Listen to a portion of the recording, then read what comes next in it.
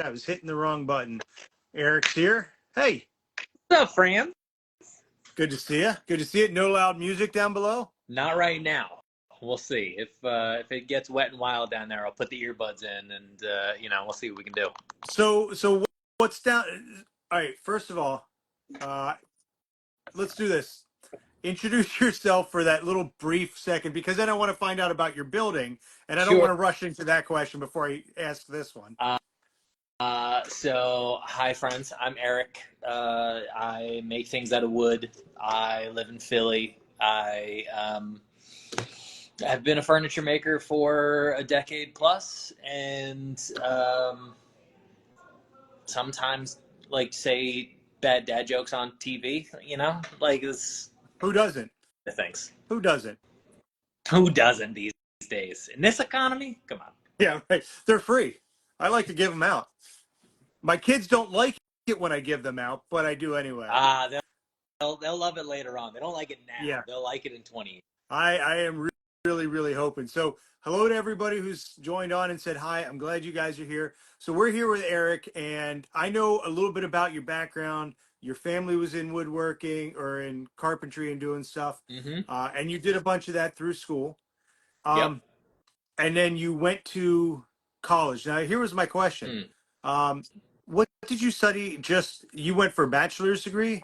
Yeah, so I have a bachelor's degree in religion and philosophy because, who doesn't? And it really, when I went to college, I knew that I didn't want to do anything academic, but, my mother essentially was like, you're going to college. And I figured if I was going to spend 4 years in college, then I might as well try to figure out what the meaning of life was. So that's where that stemmed from. And I will say this, I don't regret it. It's a weird way to waste $100,000, right? But I don't regret it because I do think that it informed a lot of the work that I do now, which is, using woodworking as a vehicle for self-exploration and for kind of asking questions about my place in the universe. So maybe, I don't know if that's an innate thing or if that's a thing that I picked up in college, but that is what I went to college for. Well, I believe that, that degree immediately gives you the question, and that's the first thing they ask you. What is the meaning of life? And they want to shove you into thinking about that. And I will say that I do know the answer to it. I read The Hitchhiker's Guide to the Galaxy, so I know definitively that the answer to the meaning of life is 42. I learned that very early. I learned early on that the answer to almost every question is either 7 or C. Like, those are usually the answers. I'll take it. As a teacher, I'll take it. So, all right. So you get out of school and you start working, doing some carpentry and stuff because you needed to pay for that big college bill. Obviously. Now, I grew up in carpentry. So I, from the time I was basically in middle school, I was working on job sites. My mom and dad, when I was a kid, had kind of a side hustle that, they were flipping houses and renovating spaces for people. Then, my dad and I renovated a deck when I was in 6th grade. And I distinctly remember thinking, like, this is way better than being in school. I should just do this. Like, sitting at a desk is not for me. No. And, then became a carpenter in high school and learned plumbing and electrical, et cetera, then went to college. And then when I got out, by that point, I knew that I wanted to be a furniture maker. I just didn't know how to get there. So I couldn't tell you exactly when it was, but it was sometime during college. I was lying in bed with my girlfriend at the time, and she was kind enough to watch woodworking videos with me. So, bless her heart. And I remember watching Paul Sellers cut edge bandings and do these dental edge bandings just with a handsaw, just by eye. And I looked at her in that moment and I was like, oh, that's what I'm going to do with my life. And she was like, what the hell even is that? I was like, I don't know what that is, but whatever that is, that's what I'm going to go do.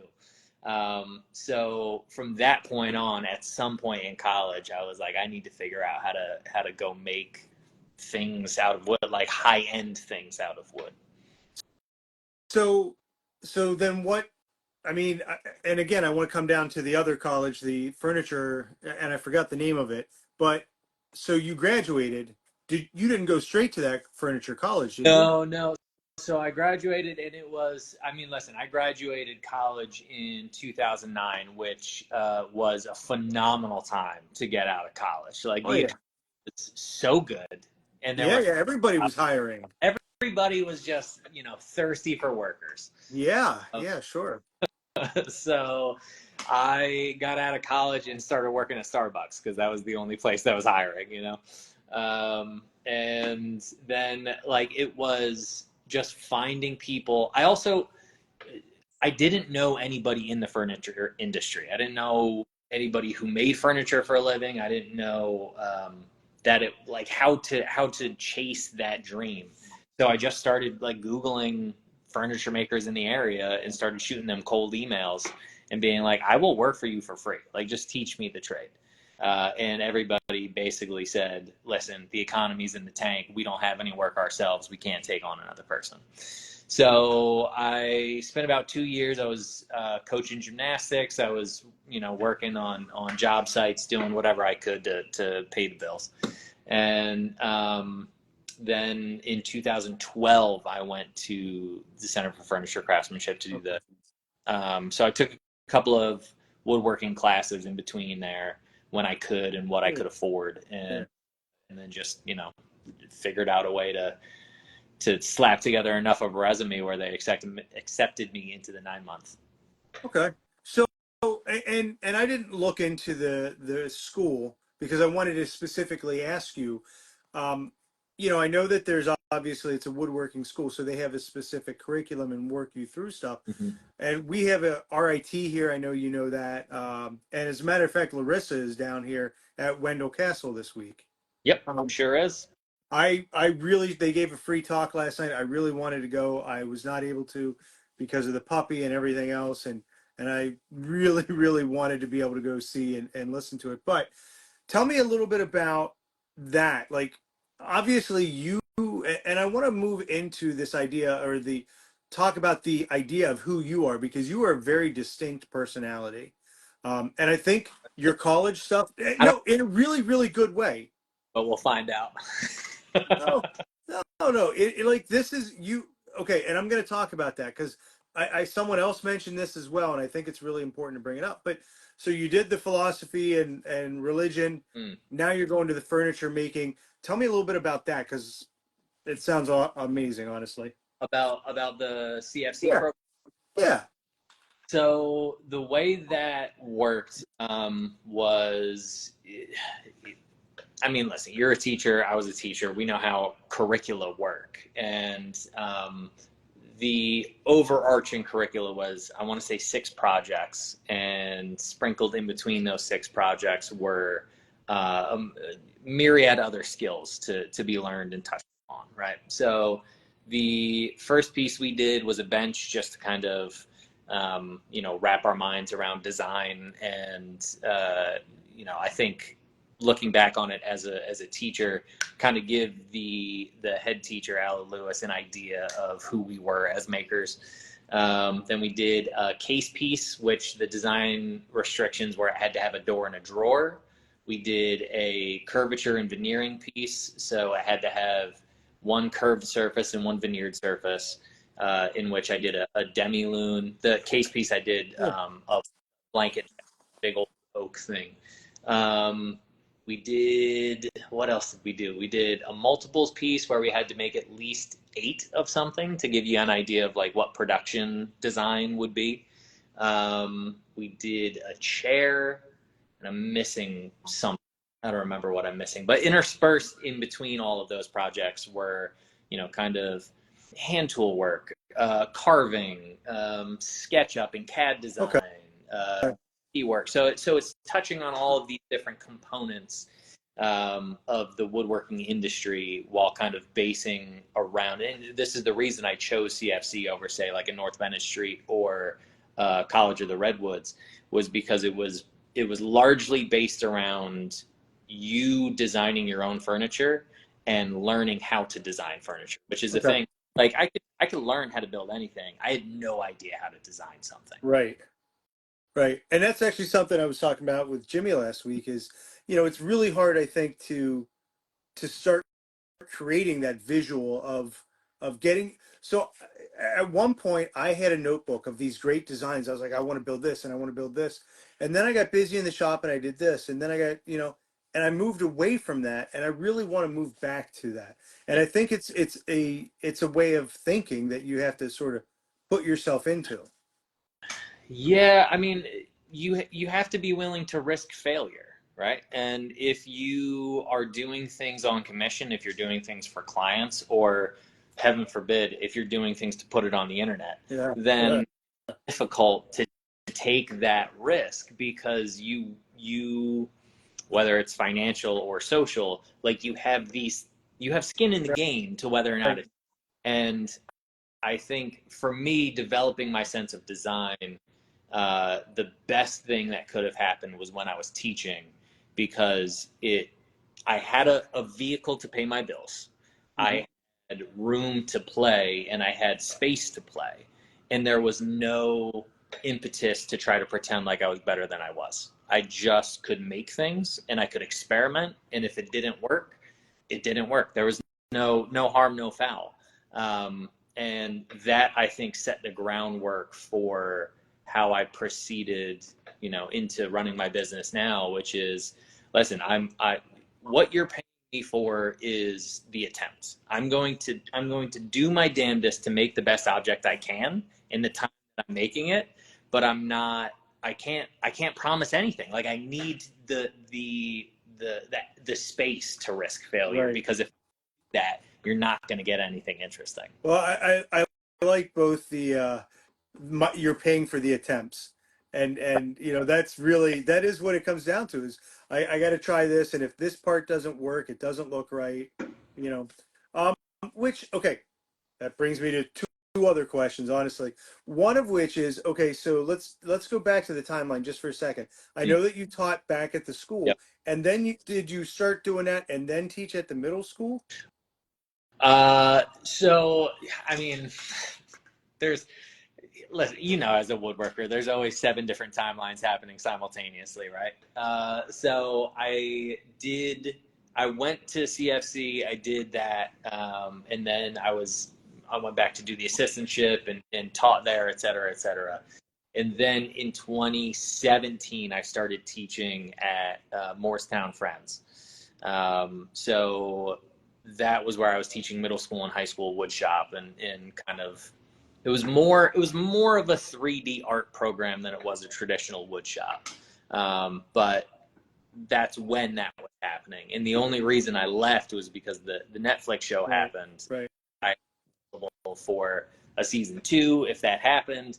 And eventually my boss and I looked at each other and we were like, I don't know if we can make this work. But that was the most fun job I ever had. Maybe will ever have. It was phenomenal. There's so much you can do with it. So, yeah, and you know what, I've thought about that too, especially when Christy was doing renovation hunters, Christy Oak Hill Yep. Millworks, Yep. and I last year after Maker Camp, I posted the Mark Adams picture, and she made a comment, and I was like, this is my headshot when I apply to be on your show. No, She goes, can you do that with your teaching schedule? I was like, no, none of them. no, I can't. Yeah. Yeah. Yeah. So how, all right, there are two questions that I want to ask. The first is when you were working after all that, before or during your teaching time, where was your shop? Where did you work at? Uh, so while I was teaching, I was just using the school shop. Um, and that was the simplest thing for me to do. My tools were essentially in storage. So, I would go in early, I would stay late, and I would just use that as kind of a development space. And the school was gracious enough to allow me to do that.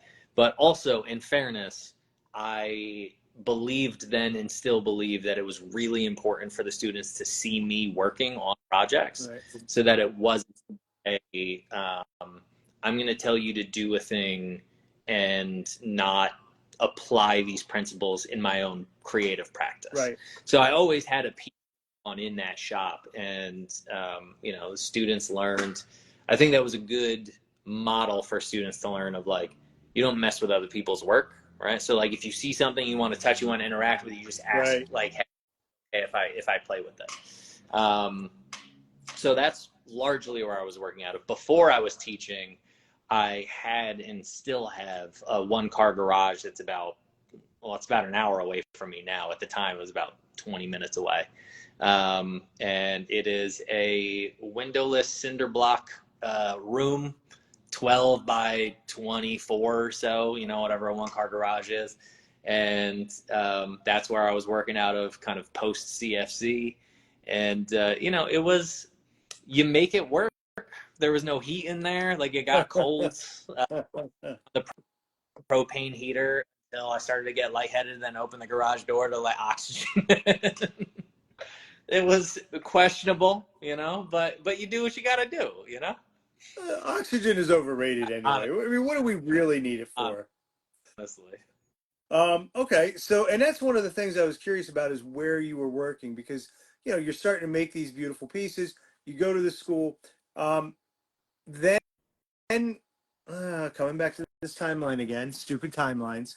Then you go and you do the Netflix show. Yeah. So that's kind of interesting, because this changes my other question. When did you get this shop? So this shop came about in 2022. So we've only been here coming up on 2 years. Okay. It'd be November. So that's a good way to break down this timeline. Let's work backwards Okay. from there. Yeah, because I'm really curious about all this. Yeah. So currently in this shop, started in 2022. The year before that, for a year in change, 13, 14 months, I was at a place called Next Fab, which is a makerspace. Okay. And it was great, but it had its limitations. Primarily, the hours were a little bit weird. And at the time, they weren't allowing people who rented space there full time to be in the shop using machines when the staff was there, which, like, It what do we doesn't do? work. Right. Right. Right. So, ironically, right as I was leaving, I had been pushing for the entire year of, like, let's just have the buddy system. There are other responsible adults in here. As Right. long as somebody is that can call 911 if an accident happens, we'll be all right. And they were like, insurance. The week that I signed the lease for this place, they were like, so we're going to pilot the buddy program with you and a few other folks. And I was like, yeah, I'm already out.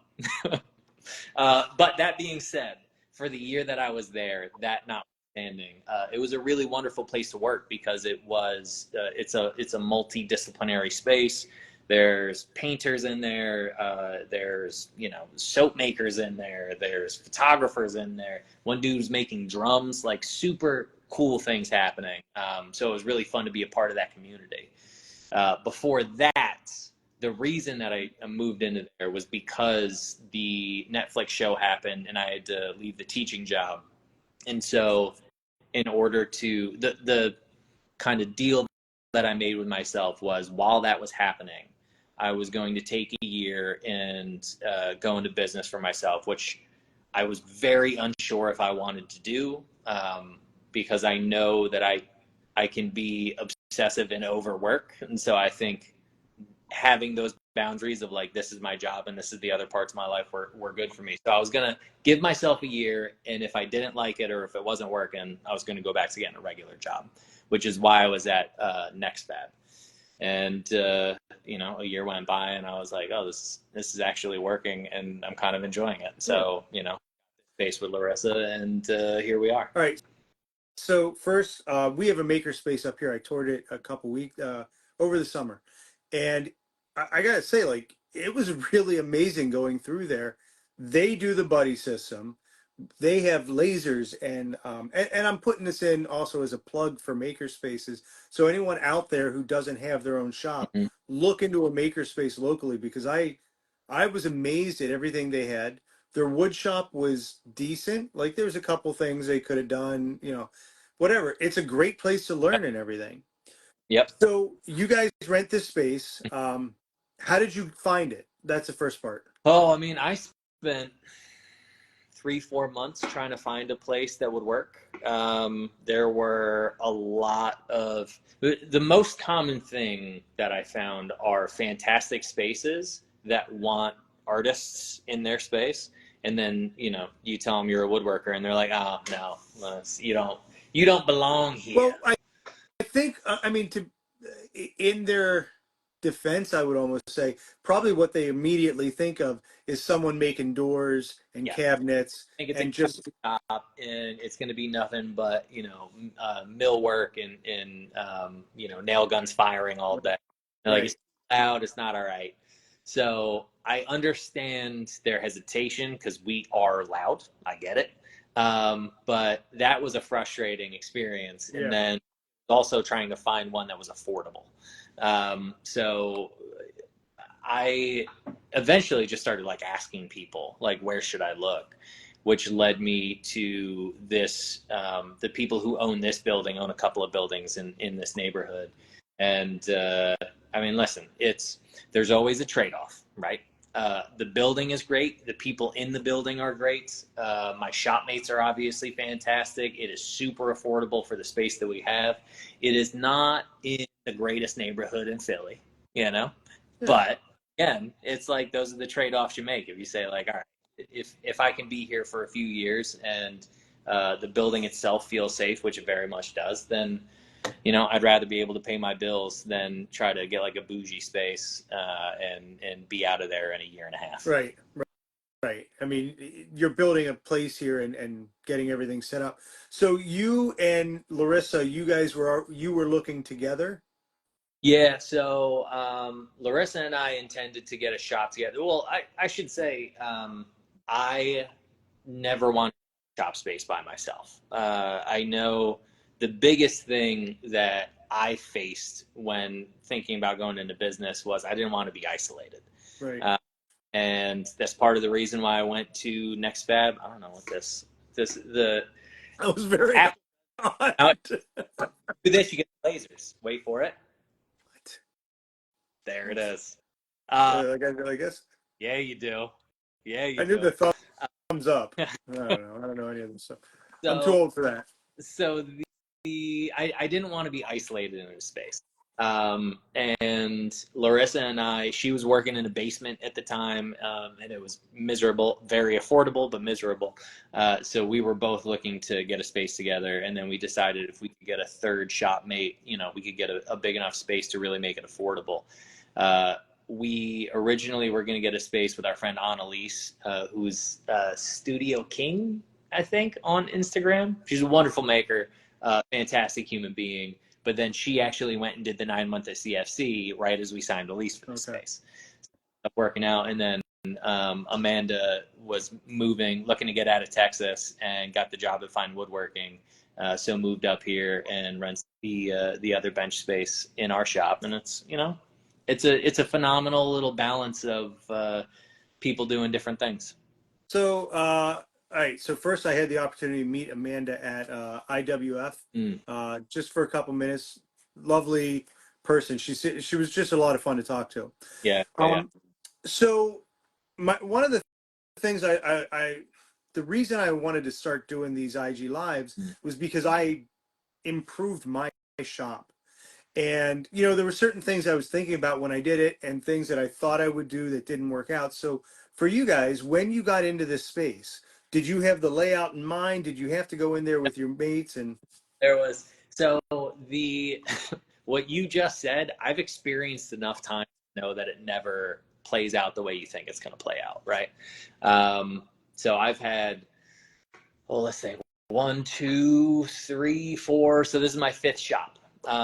So I've moved things enough to know you can make all the plans in the world, and as soon as you actually get your stuff in that space, everything changes. right. So moved in, we had a rough idea of where things would lay out, and we had a few points that were that couldn't change, so we had to run new 220 lines for our machines. Right. Just here. Can I flip this Yeah, camera? absolutely.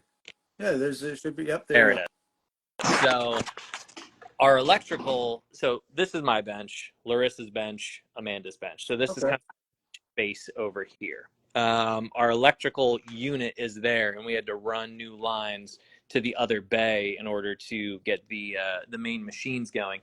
So a few of our limitations were to be where the joiner lies, where the planer lies, and where the table saw lies.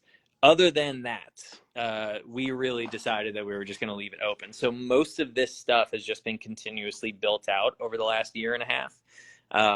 And there are things that we keep talking about doing but haven't. For example, there's no outfeed table on the table saw because we just haven't done it yet, Right. and we haven't be a real issue.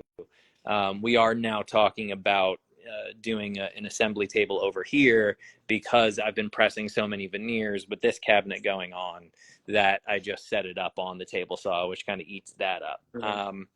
So, as far as layout goes, it's like we had those kind of main points. But, when we first moved in, Larissa's bench was over a little bit and we didn't have that lounge area. And then we decided to throw up this wall to divide like where the sink and, the kitchenette area is. So it just we wanted to give it space to evolve over time.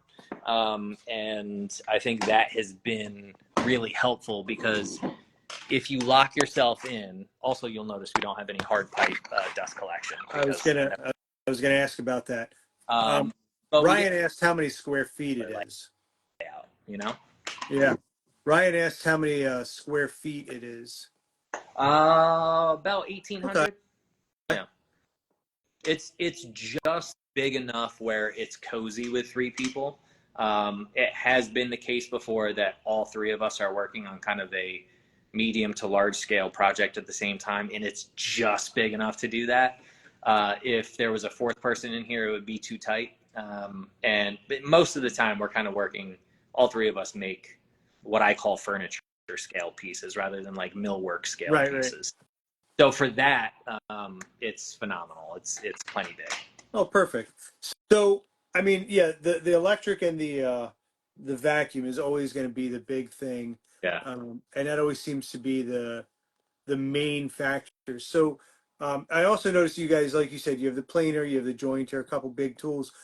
Were those joint purchases? Were they one of yours, and you guys are sort of sharing them? I owned all of them beforehand. Like I said, I mean, look, I've been building up my equipment for whatever it's been 15 plus years now. Right.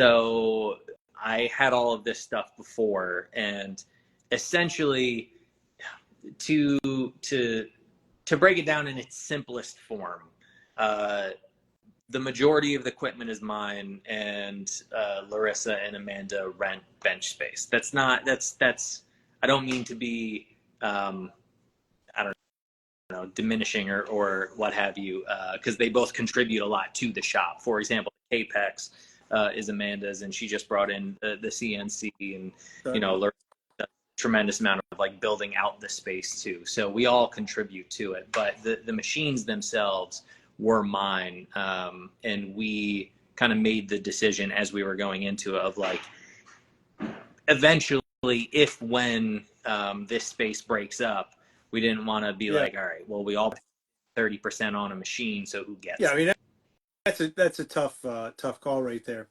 Suman asked if anyone ever turns around and says, "Shh, I'm filming." Yeah, I do. Yeah. Well, I've heard a couple of your YouTubes where she's talking to you in the background. That's the thing. I'll say two things to that. Number one, the three of us all communicate really well about like when we have to film, and if it's something that we're like, I don't care if they're in the shop when I'm filming. And Larissa doesn't do a lot of talking head stuff. Amanda's less comfortable with other people being around when she's doing talking head stuff, and I totally get that. So we just communicate about it. But I also am very much of the belief that the best comedic moments always happen interpersonally. Yeah. So if I'm doing something stupid and Larissa's in the shop and I can like laugh at her and then she can make fun of me. Like that's gold. That's the stuff that I want. That's a genuine human interaction. Yeah. You know what, I'm there with Amanda. Like I always feel silly when I'm talking to a camera and other people are around because I feel like they're gonna look at me in such a, who does this guy think he is? Listen, But I will be 100% honest with you. I thought that for years. Like I was always very like being labeled like a YouTuber is you know like it's like you know yeah, nobody likes that feeling. But the thing that changed that, and I understand up front that this is a reasonably unique experience. The thing that changed that was being on a Netflix show. Like it right. was once you film in front of a crew of 300 people, then filming in front of like your Yeah. shop mate Yeah. or a couple, you're like, all right, I mean, you know, who cares if you think I'm an idiot? Well, I mean, I've already shown a million people that I'm an idiot, so it doesn't change anything with you. I've been a professional donkey, but front of an international audience. So, you know, Well, that actually brings me into one of the things I wanted to talk about. And, you know, so you work in the shop that you had to open the door. You were, because you were breathing in so many of the fumes, and then you go to the high school or middle yeah, school, and then you go to working on this TV show. sure. So what is it like working? I mean, you've got obviously specific tools that they're asking you to use. You've got a limited amount of time, and you've got a crew. So the two things that I really want to know is, number one, let's do this. How did your high school or education experience help you work with all these people? Because I got to imagine that played a big part in it. Oh, sure. I think it was just the ability to articulate what I was trying to get them to do. And I, when you're in charge of a crew of what did I have 80 carpenters on site, Wow. and you know, when we were in the shop doing the pre-builds, I had a crew of a little more than a dozen. It was usually about 13, 14. When you come from a place of trying to get, you know, 12-year-olds to 16-year-olds to do high-end work, like you learn to articulate it very specifically about what you need them to do and how you need them to do it. And then you go to work with a crew of people who are really talented people and really capable makers in all different types of media. And then you realize you go, okay, here's what I want. And they go, yeah, no, I got you. So I think learning to specify exactly what I wanted out of the thing that they were doing Right. was the most valuable thing that I learned as a teacher. And then it's just the case of, you know, being I don't want to say like a competent leader, because I don't want to diminish the contributions that they made to the team, because it was very much a collaborative process. And if there was any gripe that I would take with the show, is it kind of painted me as the guy who was doing everything when I had this team of fantastic people around me doing the things with me and often for me because I couldn't be everywhere at once. But at the same time, like somebody's got to be the general and somebody's got to bark orders, right? So it you know, it was like being the type of person who can say, and I think this is where teaching came into play as well, of like, hey, I love you, I appreciate you, I'm deeply grateful for the contributions you're making. Right now, shut up and go do this other thing because we've got 11 minutes to get it done. Yeah. You know, and that's a hard balance to hit sometimes in life. Yeah. Yeah. Well, I mean, you also know how to, I think, probably encourage them and come in and make the corrections on what you'd like to see, right? Yeah, So you're almost there. I like this. But working with people who know what they're doing is very different. So you're working with this crew. They do most of the work for you. Like I have to think too that, you know, if I go somewhere and I don't have my tools, I don't have the stuff I'm used to using. yep, yep, yep. So what That's, was that like? I mean, that's always tricky, regardless of whether, you know, it's just going into a new cabinet shop, going into a new school shop, going to do the kind of group builds, the collaborative builds that we do sometimes, you know, the Festool Rubio events, things like that. It's always tricky to do those things. And then, you know, when you get 5 cameras pointed at you and a crew of 30 people behind those cameras, it's like, all right, I got to figure this out. It's just, I think that you have to have a certain level of understanding of like, you can't produce the same type of work that you're used to producing when you're in your own space. And that's not a quality of tooling issue, that's just a workflow issue. Like if I've got a week in my space, I can produce X. If I got a week in somebody else's space, I'm going to produce X minus one, because even if they have the same tools, just because I don't know where things are, and it's Yeah. going to. So I think that was an interesting experience. I will say there were a couple of pieces that I made that didn't make it into the final cut of the show, just because like the actual show has time constraints as well. Right. You know, so they're like there's loads of things that get done that just get left on the cutting room floor. That makes sense. Yeah. So, you know, and that I'm just reading what this says. Yeah, most schools in my home state don't even have wood shop class anymore. And that's true. That's so sad. Like wood shop classes have gone sort of the way we luckily have one. One of the things that, you know, I've heard people say this, or read people say this. Actually, I've read when people have said this. I love the fact that your tagline. Let's do that first, because I got to have you say the tagline at the end of your YouTube videos, right? You always say, Go make a thing, man. Where'd that come from?" Like, You know, I don't really know where that came from. I just say things and then sometimes they stick, you know? I will say this, there are a lot more noodles that didn't stick to the wall than ones that did. But that really is kind of a reminder to myself that not everything, the rule that I have for myself is only one piece that you ever make will be the best thing you've ever made, and everything else is just a thing that you've made. And I think that's kind of where that came from, is this idea of like, we as woodworkers, as furniture makers, as makers of objects, we get into this mindset of I have to make this thing perfect, or it's a reflection on my imperfections as a human being.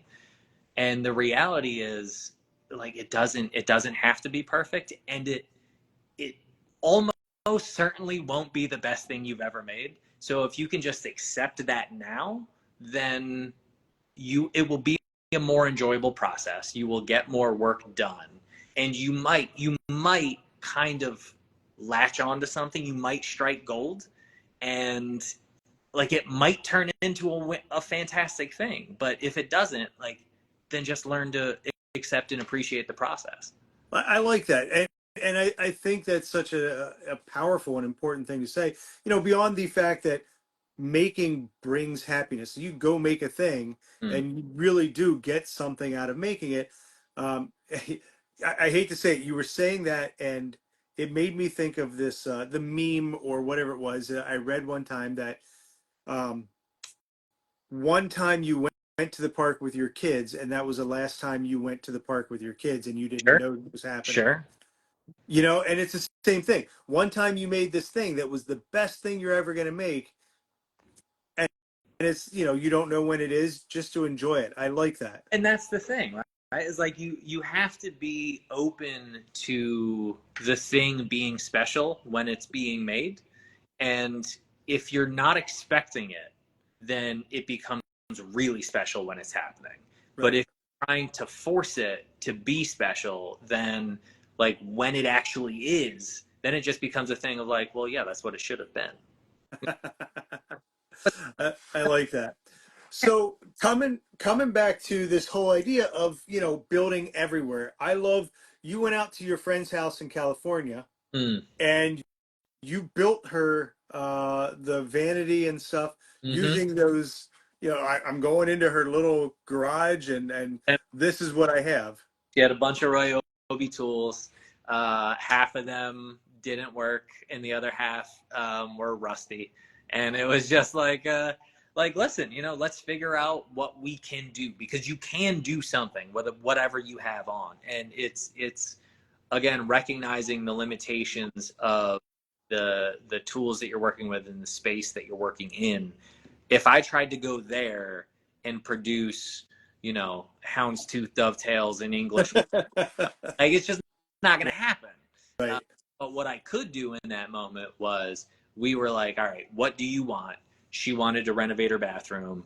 We were like, all right, let's dive into that. Let's see what we can do and work within those parameters. And if you can, again, kind of come back to the idea of accept the parameters in which you're working and enjoy the process of making it. Look, I got to spend 2 months with one of my favorite people making, 2, 3 different objects, and just like being an idiot and being friends, Yeah. like, what else do you want out of life? There's a That's, picture. I went to my parents' house. Well, bunch of times when I would go there, they'd say, "Well, we need you to do this." One time, I had to put in a door, a whole door frame and everything in concrete. That was an interesting one. But my dad doesn't have tools. My dad was never a maker. Uh, I had when I was growing up, I had a jigsaw, and that was the extent of the power tools that I Sure. had. And the one time that I went there, my mom said, "I need you to make me a drawer for this cabinet in our kitchen." Yep. And all I had was that jigsaw. Yep. And I'm proud of that. It's not a great drawer. It is not, but it's not terrible. It Does it it? it works perfectly. It's been there, right? They've had it for 10 years. Yep. Whatever. Yep. I had a good time doing it. It's a thing. That's all that matters. It is a step in the evolutionary process of your skills and ability as a maker to use and manipulate whatever you have Yeah. around. Well, and I still think that that's part of the fun is the creativeness of figuring out what you can do with what you have. Right. Right. And the growth you get back from that. So, oh, that's what I wanted to do, and I almost forgot. I wanted to. Let me just answer this. Uh, Someone was asking about the Maker Camp, which is one of the places that you and I got a chance to hang out. Absolutely. If you guys look up the Catskills Maker Camp on Google, you can find out where it is, find out how to get tickets. They still have tickets. It is an incredible time. Last year, I got to go hang out with Eric, and he showed me how to restore some hand planes. And this year, I am going to actually be in the hand plane, the restoration station. And well, apparently, I just found this out yesterday, looking at the schedule. Apparently, myself and Old Mountain Woodworks, we're leading a class on hand tool jigs. You learn something new every day. I'm gonna have to. I'm definitely gonna have to. Are you gonna be there this year? I will be there. I will be in the restoration station tent again. For those of you who are unfamiliar with the restoration station, basically we will bring a bunch of old rusty tools, and Nancy Drum, who is the kind of founder of this idea, generously and graciously provides all of these tools out of her own budget. And the idea is to get people to come in, to feel comfortable in the space, learning, exploring, and trying new things. And you will get to choose a tool. You'll get to restore it all the way up to working, if not the most beautiful thing in the world, but it will work. It will function. And you get to walk away with it for absolutely free. So, I'm walking away from the camera just so I can grab. Oh, this is the one I restored with you last there year. it is. Yeah, Still yeah. fun. It's not as nice as my Melbourne Tool Company, which are the ones I've really been enjoying. Uh, Um, Answer that question in the chat. No, we don't use any chemical rust removers. It's just good old fashioned sandpaper and elbow grease. and this year I actually reached out to a company called Crazy Sharp or Sharpo, and they have the crazy sharp sharpening system. Yeah. So they donated a bunch of stuff that's actually on its way to me right now, Nice. and I'm going to have that there. So we'll use the glass plates and everything to set that up. I'm really excited about trying that out. Yeah. And I was talking to them. I'd like to try and get them a little bit more presence, because they're like, yeah, we don't sell very much, but we think it's great and everything. I saw a couple videos on it that looked amazing, so I wanted to try that. So all of this, uh, yes, which I think takes me back to the YouTubes, and I really want to talk. First of all, I look today; you're almost at 100,000. Like, you're growing. I'm I'm closing in on it. Paul's out here distracting me in the chat. Yeah, I'm closing in on it, but it's the slow season right now. Right. So yeah, hopefully in the next few months I'll hit 100. I want that plaque up on the wall, I man. want to see it there. Like, and I think that you're so. Let's take a couple minutes and talk about your YouTubes, because they are, I think, on an enjoy. Okay, so I don't know if Suman is still here. I watched his the other night. His are great. He does a really wonderful job presenting data and He's information.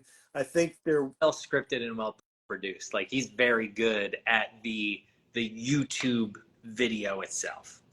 so. Do you? I know you don't script your stuff, right? Do you sort of storyboard it and say, I think, No, I should. I should which be. is the same answer Jimmy DeResta gave last week. No, Exactly the same well, answer. here's when I decided to do YouTube, or focus my energy on YouTube. My aim was to get it large enough where I could reliably make money on it, so that I could supplement my work as a furniture maker. It is there, and now, as much as I want that plaque, I am I've I evolved isn't the right word. That intuits like a hierarchy. I've changed course, and what I really want to be is an honest look at what furniture making is in 2024. There are a lot of people who are really, really good at making videos about woodworking. I don't think I am one of them, nor do I aim to be. And those people will always grow faster and be larger accounts than I have.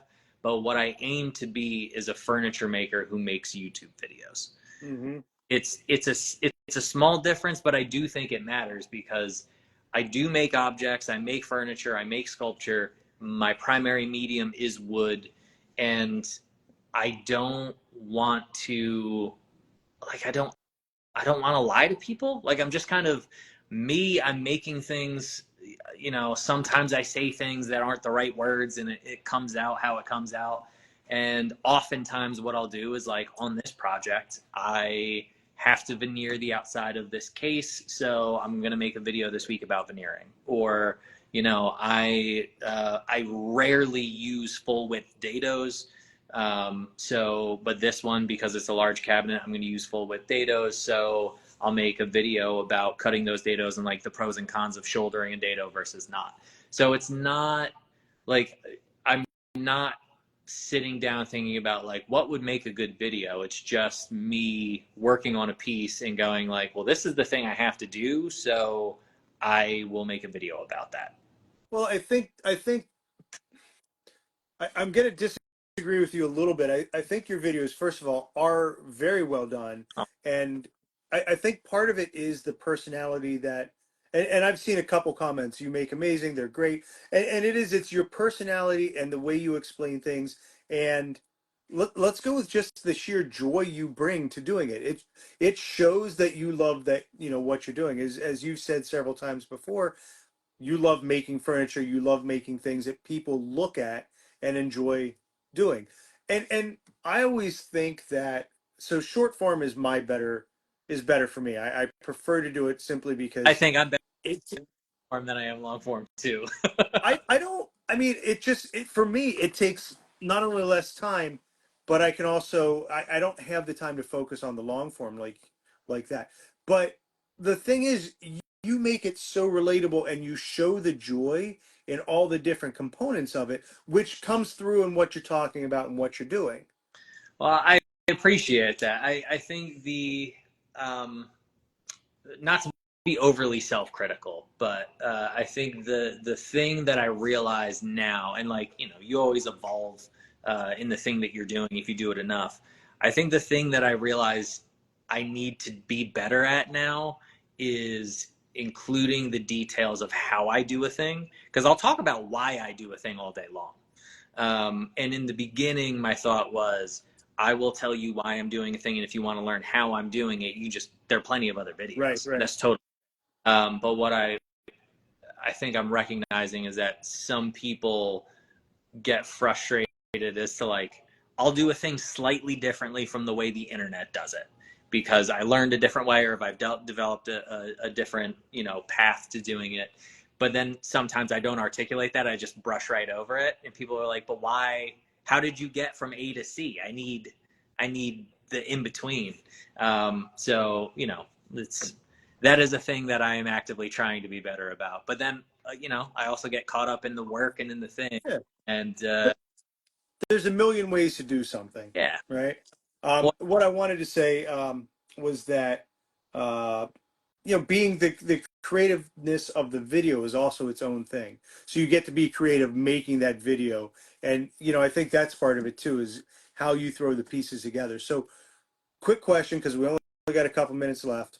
Um, does the work that you did on the TV shows help translate to what you're doing on your YouTubes? Do you think that influenced you? um, I don't know. It was a really interesting process to observe. I was really fascinated watching kind of the creative aspect of the behind the camera. You know, I would interact a lot with the producers and the directors and try to get a sense of what they were looking for. So in some sense, I think that did, like, understanding even just the simple things about videography, like wide shot, close up, playing between the three, you know, two, like how you get a sense of space through a lens versus what it actually looks like in real life. But I think the biggest thing was just learning to be comfortable with the camera pointed at you, Mm-hmm. because I'm comfortable talking to a human. I'm comfortable, you know, in front of a crowd of people, just being a goofball. But for a long time, when you turn the camera on, there was that sense of permanence that like makes you pause. Yeah. And what the Netflix show taught me was just like, none of it matters. And like the more genuine you are, the more relaxed you are, the more you realize it's not a big deal, the better the outcome is. And so when I get into those moments, and this is larger than just YouTube, but when I get into those moments where I do feel myself tensing up, I'll remind myself, I'll literally say to myself, like, this doesn't matter. None of this matters. It's not, if this tanks, it's not the end of my career. It's not the end of my world, right? It's just Tuesday. Yeah. But that's a huge way to look at things. Like that's a very big difference than most people take. Looking, you know, if I don't do well right now, I'm screwed for the rest of my life. Right, right. You will always figure out a way to bounce back from a bad video, a bad project, a bad client. Like, they're headaches, you know. Yeah, yeah. Work is never going to be all sunshine and rainbows and you know, unicorn farts. But it's just life. It has its ups and downs, and you'll bounce back. Where I had the question written down. Someone asked a question. What is this one I had to ask you? What is your most favorite tool that you rarely use? Ooh. Right? All right. I'll give you I two like that. I do use reasonably regularly. This is my favorite tool that I use, not every day, but with some regularity. It's a shoulder plane or a dado plane from H&T Gordon. It's a gift. That's perfect. Gorgeous. My favorite tool that I never use is this bad boy, Ooh. a compass. So this is, you can tell how much I use it, blowing the dust off. So the way that this works is just like a standard plane, but this knob right here, as it turns, it changes the radius of the sole of the plane, so it can plane too. It's just the mechanism, right? The engineering that went into Look this at that. is, That's so cool. it's like, come on. It's so cool. That it amazes me the things people come up with and how they can figure out those things. Absolutely. It's almost as amazing as Suman's ability to troll us in the comments for the last few minutes. I swear he doesn't have anything else to do but to throw out the troll. Listen, he has the purple lights on behind him, and now he's just Wait. Yes, there it is. That was just for you, Suman. So last question I'm going to ask: why are power tools better than hand tools? Ooh. They make fast work. That's why. I just had to throw that out for you. Did Strong. you? So did you develop a love of the hand tool at the school? Oh no, I had that love long beforehand. I think it's just the romance of it. And the hardest thing while I was a student in the 9 month was learning to accept the inevitability of machines. Because again, I grew up on construction sites. I've been comfortable with woodworking machines my entire life. Hand tools were like this sexy, mysterious thing. So I really bit into that apple hard. And when I was in the 9 month, my teacher, Alad Lewis, who is a fantastic furniture maker and teacher, just had to have been the most patient man on the planet, because he, as a professional of like 40 years, he was like, here's how we're going to do it. Here is the way to get it done fast. If you're going to be a professional, and he knew that I wanted to be a professional, this is how you have to move and groove. And he would never let me like cut joinery by hand. And I would literally like come in early before he got there and like be cutting the joinery by hand. And then when he got in, he'd just give me that look, and I'd be like, well, I already started it, Alan, like I can't build a jig now. I couldn't help it. That's awesome. That's so great. All right, so we are just about at time. The two things I want to do. One, I want to tell everyone next week I am going to have Nick from Nick's Custom Woodworks and Boss Dog on here. Right on. Right? Have you tried the Boss Dog yet? I've not tried the Boss Dog, but Nick seems like a good dude. He is. I met him in person at Workbench Con this past year. Right on. It's always interesting. One of the cool things that I liked about Workbench was seeing these people that I knew online. Sure. And some of these people like you, like I would walk in, there's you sitting talking to, say, Suman, and it's so surreal seeing some of these people that you've watched on TV and on YouTube and everything else, just sitting talking, and you're like, hey, how are you? Whoops, I forgot the microphone. It's always a thing, yeah, when you know a person from the internet, and then all of a sudden they're like a real live boy in front of you, Yeah. Or girl, real life in front of you, Person. I'm not going to Workbench Con this coming year. It was too expensive for me to go again in a year. But I'll be at your camp, Yeah, I can't wait. So the last question I have for you is, where do you see yourself in 5 years? Oof. I don't know the answer to that, because the deal that I made with myself when I went into business still stands, which is every year, October, November, I'll check back in with myself. And if I'm still enjoying it, on the whole, on a grand scale, then I'll continue doing it. And if I'm not, then I'll go back and get a real job. So right now, still very much enjoying it. And for the next year, I will continue to make objects and make videos. And, in 5 years, who knows?